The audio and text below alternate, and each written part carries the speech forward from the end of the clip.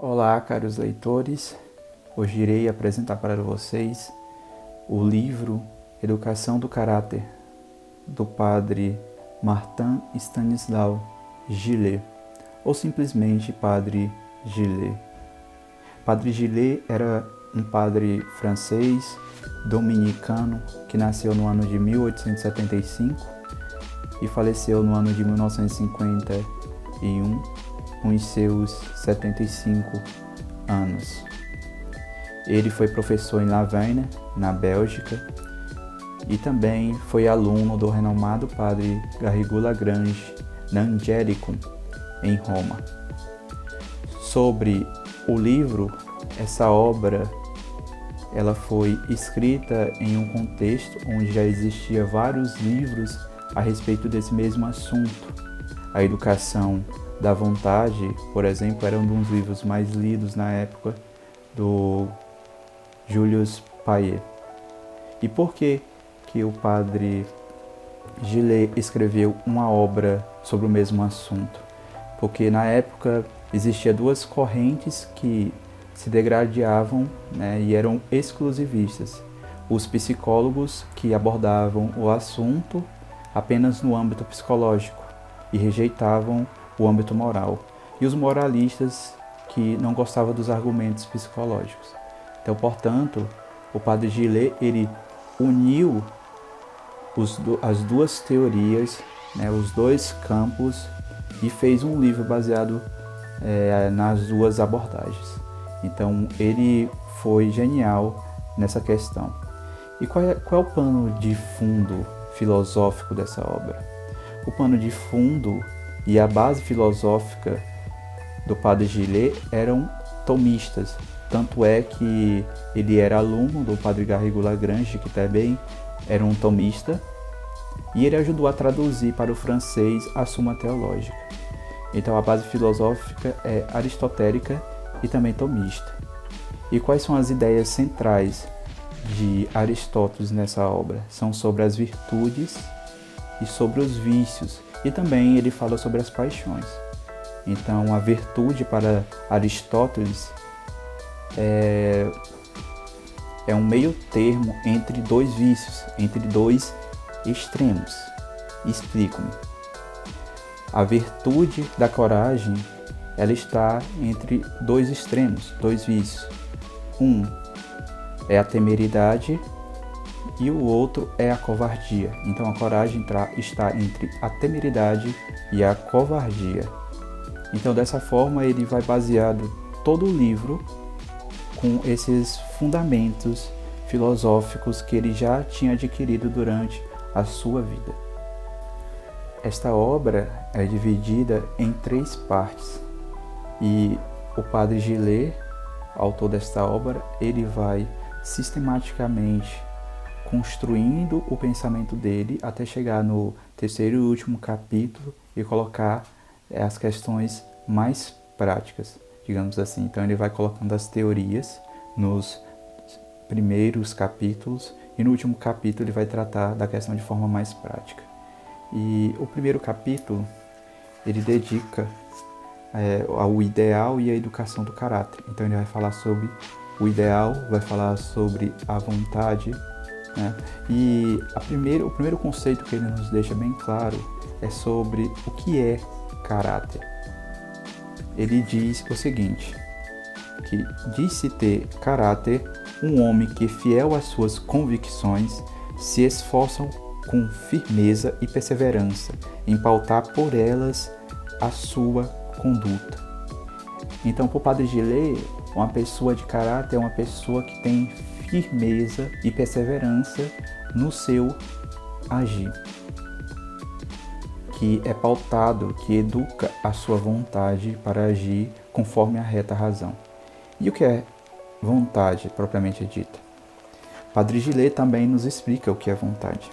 Ele fala o seguinte, que entendo por vontade a forma superior, a mais perfeita da atividade humana, isto é, uma atividade refletida em oposição ao instinto, atividade inconsciente e fatal.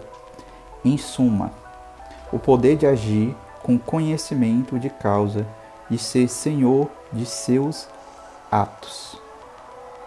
Então o Padre Gillet deixa bem claro que a vontade é para ser dominada, sermos senhor dos nossos atos, ser senhor de si mesmo. E ser senhor de alguma coisa ou dono de alguma coisa é de alguma forma possuí-las. Por exemplo, este livro, ele é meu. Eu posso fazer com ele o que eu quiser.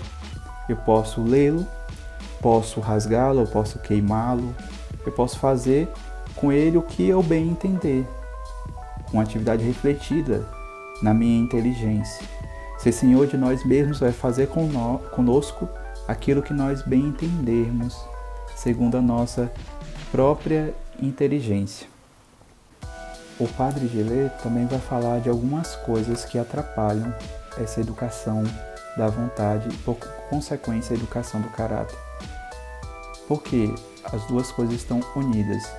A vontade e o caráter estão intimamente unidos. Então, atrapalhar a educação da vontade, que é uma das potências da nossa alma, juntamente com a inteligência, é atrapalhar a educação do nosso próprio caráter. E as teorias que o Padre Gillet cita, que ele aborda, que atrapalha de nós educarmos a nossa vontade e, por consequência, o nosso caráter, é a primeira, a do determinismo, que é da impotência da nossa vontade.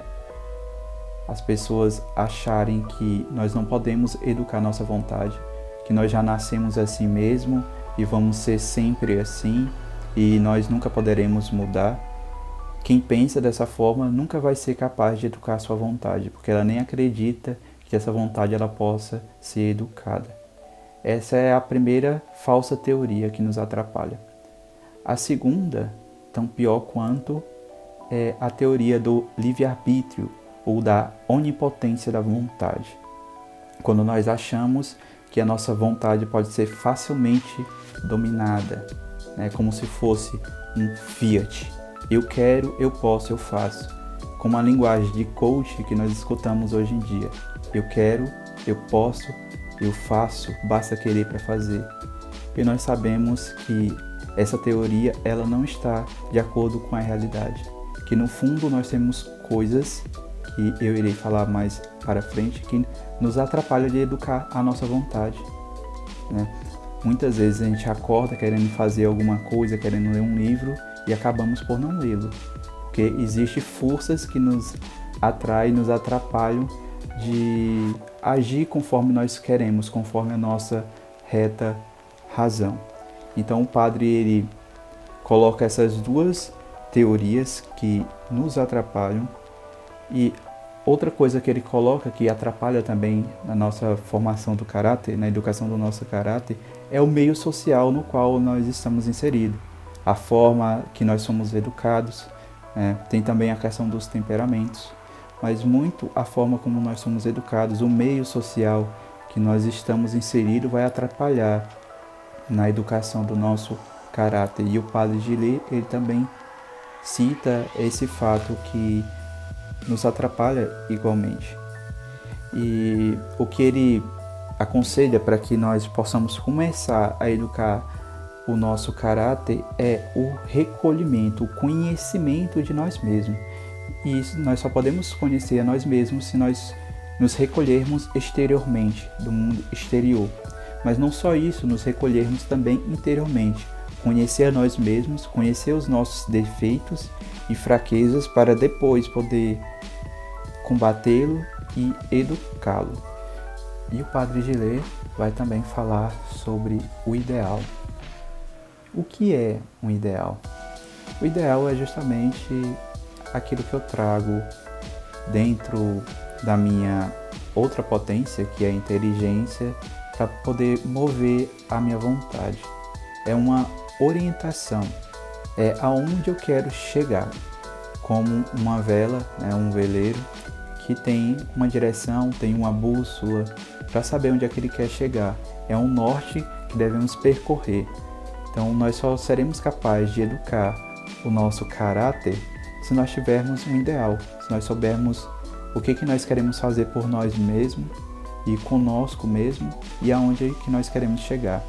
Nenhuma civilização conseguiu progredir sem que tivesse um ideal, sem que tivesse um objetivo muito claro de onde chegar. E o Padre Gillet, ele deixa muito claro isso na sua obra. E dentre os ideais, ele cita o ideal de ser um homem de dever, de ser um super-homem, de ser um homem de bem. E ele também vai falar, ele foca muito nisso do ideal cristão. Qual é o ideal cristão? Além de ser um homem de bem, já engloba essa parte de ser um homem de bem, de ser um homem de caráter. O ideal cristão, ele vai além, ele é mais transcendente. Por quê? Porque ele reflete, o Padre Gillet reflete que Deus, ele se fez homem para que o homem se pudesse se assemelhar a Deus. Então o ideal cristão é se assemelhar a Deus, se tornar parecido com Deus. Então esse é o ideal que vai mover todas as ações do cristão.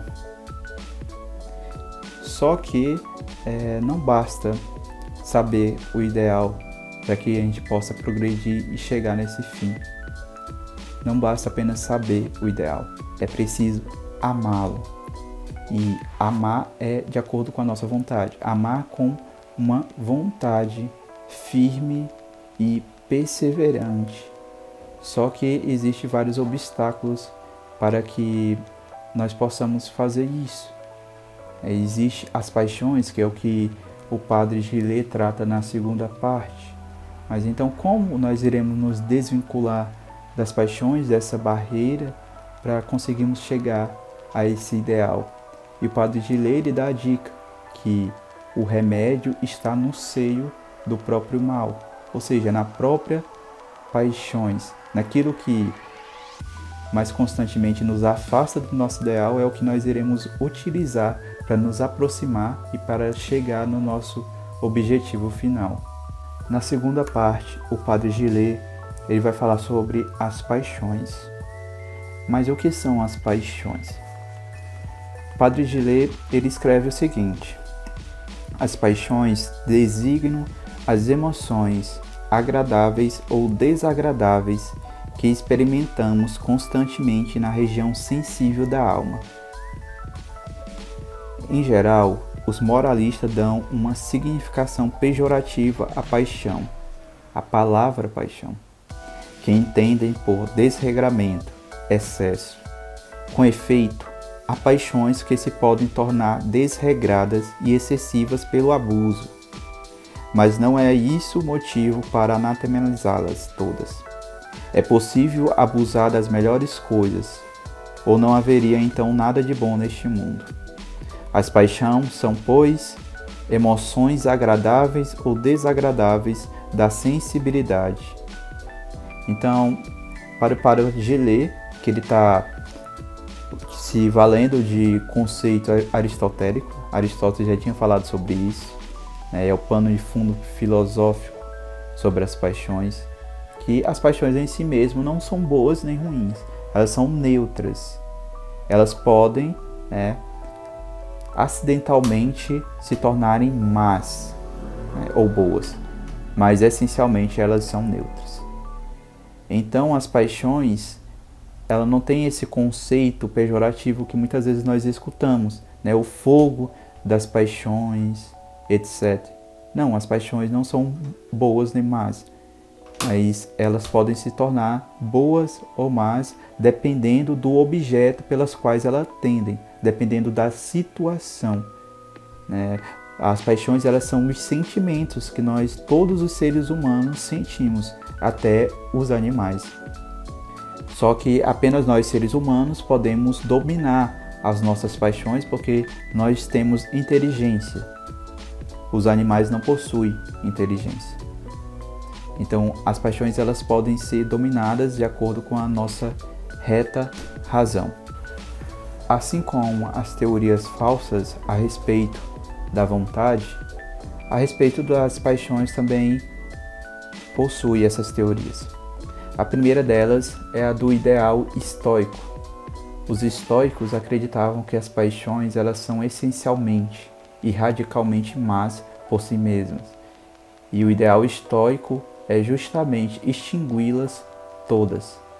É como viver de forma anestesiada, sem sentir nada, sem sentir nem prazer e nem sofrimento, nem dor e nem amor.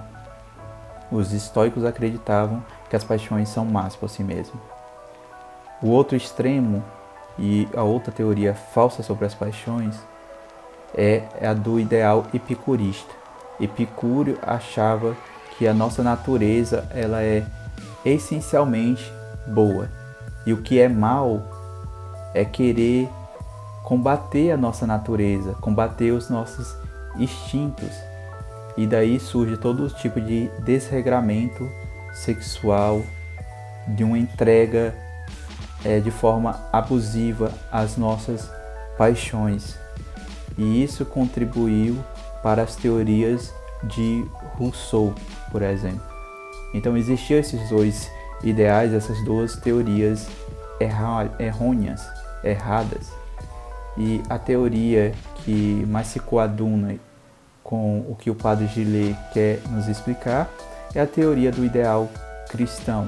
O ideal cristão, ele não acha que as paixões são más ou são boas, não acredita numa integridade total, boa do ser humano, até porque ele, como cristão, acreditava na teoria do pecado original, no qual nós fomos criados bons, mas a nossa matéria ela foi corrompida e ela foi passada de geração em geração, de pais para filhos, essa corrupção, essa tendência para o mal. A terceira e última parte, o padre Gillet, ele trata de questões mais práticas. Ele fala sobre a ação e o caráter. Ele vai falar sobre os hábitos. Anteriormente foi encerrado a questão do ideal, né, de como usar as paixões, de usar bem as paixões para cumprir os nossos ideais, saber vigiar nossas paixões. O ideal cristão não nos leva a extinguir as paixões, mas vigiá-las, fazer com que não ocorra nenhum excesso, nenhum abuso, né? E para poder nós conseguirmos educar o nosso caráter, nós precisamos da ação. Não basta apenas o ideal, não basta apenas o uso da nossa inteligência. É preciso que nós coloquemos em prática tudo aquilo que nós já tínhamos visto das teorias anteriormente. É preciso então da ação, é preciso então do hábito. E é isso que o padre Gillet ele fala e foca muito nessa terceira e última parte, sobre hábitos. O que é um hábito? É uma ação que ela é feita constantemente e de forma perseverante. Ela se torna uma segunda natureza da pessoa. E isso é um hábito. Um hábito é como uma segunda natureza. De tanto nós repetirmos e fazermos aquela mesma coisa, aquilo se torna um hábito. Então, uma virtude é um hábito virtuoso. E um hábito virtuoso são várias ações virtuosas que são feitas constantemente até se tornarem um hábito. Um vício são várias ações viciosas que são feitas constantemente até se tornarem um vício propriamente dito, um hábito mau. Então, uma pessoa virtuosa que comete uma ação viciosa não a torna viciosa por si só. Apenas se aquela ação for feita constantemente, aí sim vai se tornar um vício. E o padre Gillet, ele não foca em grandes ações. Ele foca que nós devemos fazer ações, atos pequenos, curtos, mas que sejam constantes, que sejam perseverantes. Então essa terceira e última parte ele coloca questões práticas de pequenas ações que nós devemos fazer para que nós possamos nos considerar homens de caráter. Porque para o padre Gillet é justamente isso ser um homem de caráter, concluindo aqui.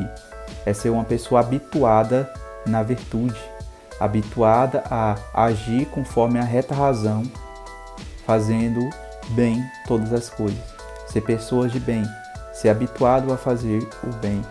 E nós, caros leitores, podemos utilizar dessas teorias e deste livro, de tudo que foi falado aqui, que é realmente maravilhoso, nós podemos usar da forma que nós acharmos melhor para nos habituar tanto na questão da virtude, como fazer atos bons, atos virtuosos, atos da questão da leitura mesmo.